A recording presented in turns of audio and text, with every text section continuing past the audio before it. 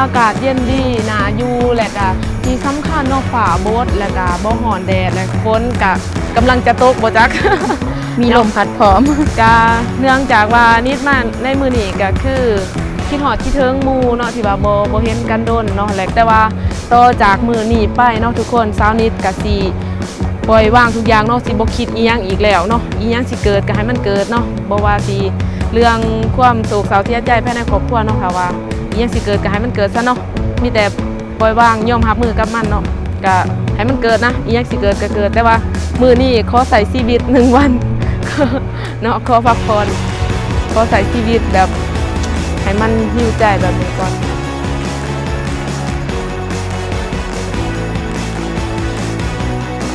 เราสบายดี สบายดี สวัสดีเนาะพ่อแม่พี่น้องทุกคนนะมาพบพอกับสาวนิดพาส่งคือเก่าเด้อและก็สาวลิกกี้เนาะก็เป็นโอกาสดีๆที่ว่า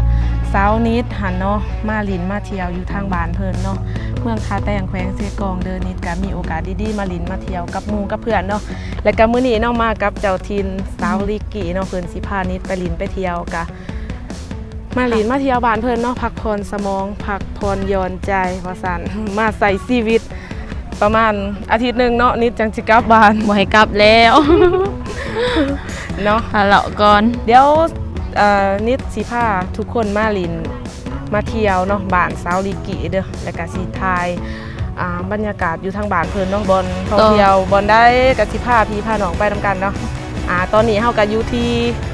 ท่าแตงฟาร์มเนาะท่าแตงฟาร์มรีสอร์ทเนาะเดี๋ยวสนิทสิเก็บภาพบรรยากาศโดยรวมมาฝากพี่ฝากน้องเดี๋ยวไปเบิ่งไปชมนำกันเด้อเดี๋ยวเฮาสิพาไปเที่ยวเนาะ สลิกสิเป็นนางเอก2อีกแล้วมื้อนี้ มากับเจ้าถิ่น นี่เนาะมื้อนี้เฮาก็สิพามาเที่ยวฟาร์มรีสอร์ท ท่าแตงฟาร์ม ท่า รี แต สอง ร์ท ฟาร์มรีสอร์ทนี่ก็คือทางเขามา นี่เนาะ ทางเขามามันก็ ท่าแตงฟาร์มรีสอร์ทเนาะตั้งอยู่เมืองท่าแตงเนาะเมืองท่าแตงแขวงเซกองลาวไตเด้อมันเป็นแบบว่าบอน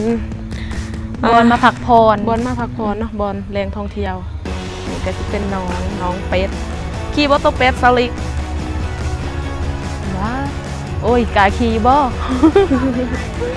บ่กล้าขี่เพิ่นว่าปันเนาะปันตัวเป็ด พอดีกามคากามแข็ง เป็นมัดอีกแล้ว นี่ก็คือทาง กำลัง เขาไปทางไหนเนาะบอลว่าโซนอันนั้นโซนเขานั่งสั่งอาหารหรือว่านั่งพักผ่อนสั่งเครื่องดื่มอีหยัง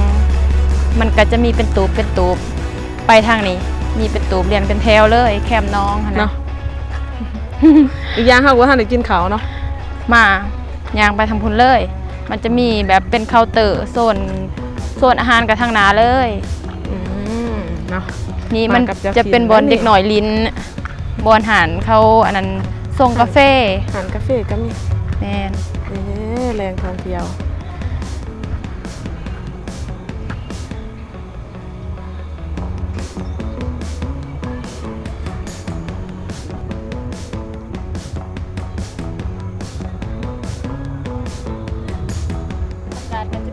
ขึ้นแนววันนี้คือฝนอยากตกเนาะ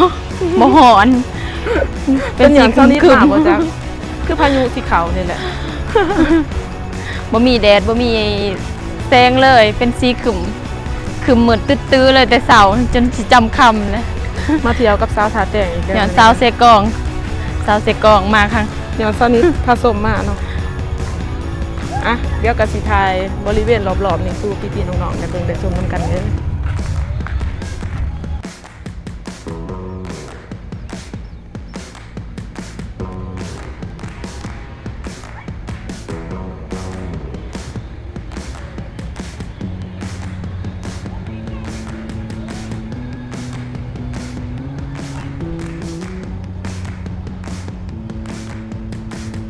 ไปบัดนี้เฮากะสิมาพากันกินอาหารก่อนเนาะมาสั่งอาหารการกินก่อนมากินข้าวกินน้ำก่อนเนาะกินข้าวกินน้ำเดี๋ยวจังสิมาเก็บวิวโดยรวมอยู่ที่ท่าแตงฟาร์มรีสอร์ท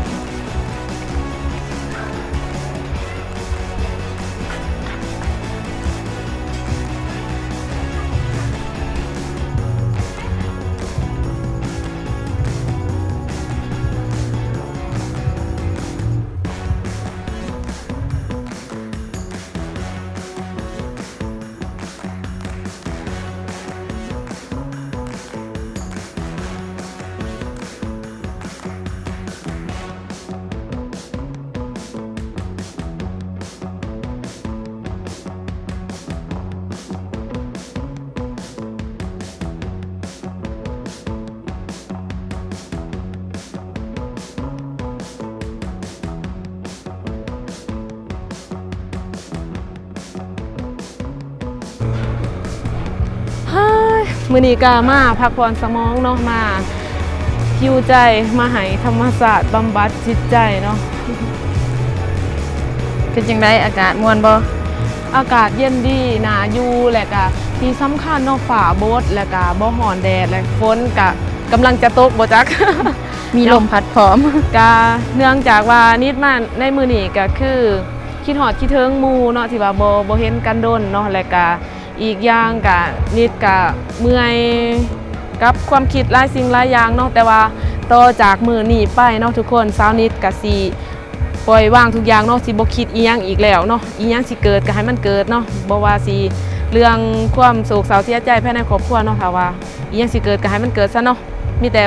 ปล่อยวางยอมรับมือกับมันเนาะก็ให้มันเกิดนะอีหยังสิเกิดก็เกิดแต่ว่ามื้อนี้ขอใส่ชีวิต1วัน เนาะขอพักผ่อนขอใส่ชีวิตแบบให้มันหิวใจแบบนี้ก่อน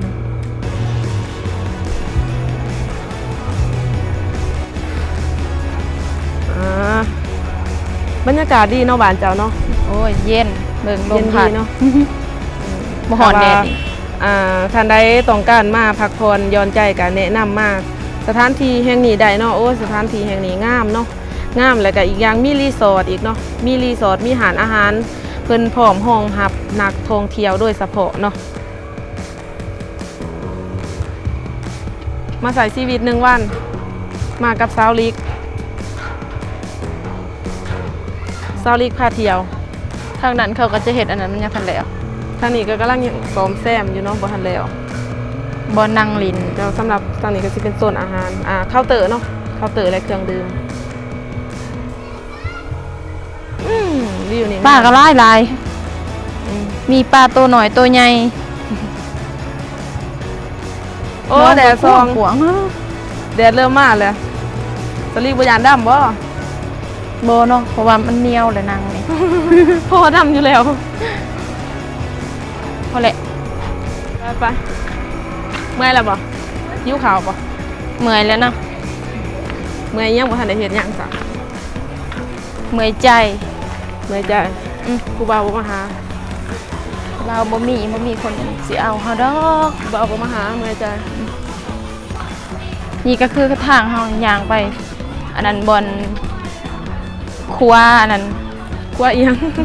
กลัวขาม ครัวขามไปฝากคน มาลี นี่ก็คือเป็น มา โซนอันนี้ดินี่โซนอาหาร นี่เดี๋ยวจังหน่อยสิถ่ายให้เบิ่งมากับสาวลิกกี้คนงามเจ้าถิ่นเมืองท่าแต้งแขวงเสกองนี่ท่านสำหรับทางนี้ก็สิเป็นโซน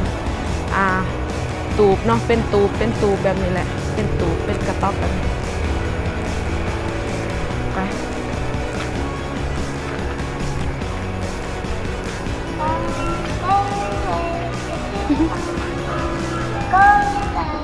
มากับเจ้าถิ่น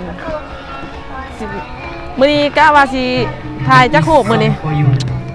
น้อยหนึง น้อยๆเอาแบบว่าความจำเต็มเนาะ โอ้ยเสียงเพลง มาแต่ข่าวอายุ10ปลายปีนี้จนฮอด20ปลายปีแล้ว แม่นบ่ถ่ายรูปติล่ะสิเอาจักโคบ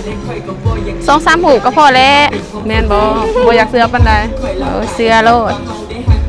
โซนนี้แห้งมวนเนาะ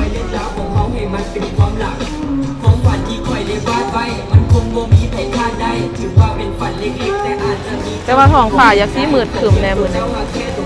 ตั้งแต่เจ้ามาคอยว่าหันท้องฟ้ามันขึ้มเลย นับแต่มือเจ้ามาหา ตั้งแต่เช้านิดมาเพิ่นว่าท้องฟ้าบ้านเพิ่นก็เป็นแบบนี้เลย แต่ยามเนาะเช้านิดนี่มาพร้อมพายุแต่ว่านี่เช้าลิกได้จักรูปแล้วมื้อนี้ ได้อยู่ประมาณ20หู สาวหูบ่เสือเจ็บลงในโทรศัพท์ ความจำจนอยากเต็มเนาะ มาอาบแดดเนาะมื้อนี้ตอนนี้ก็3 โมงกว่าๆเนาะแดดกำลังอ่อนๆเนาะแต่ว่าเฮาย่างอันนี้คืออยากเซ่ เพราะว่าครัวเขามันเป็นอันนี้เด้ ๆกว่าอูบ่คือถ้ากว่าอูวังเวียงแล้วเนาะ กว่าอูท่าแตงแล้วก็พาทุกคนไปหลอกกันเนาะ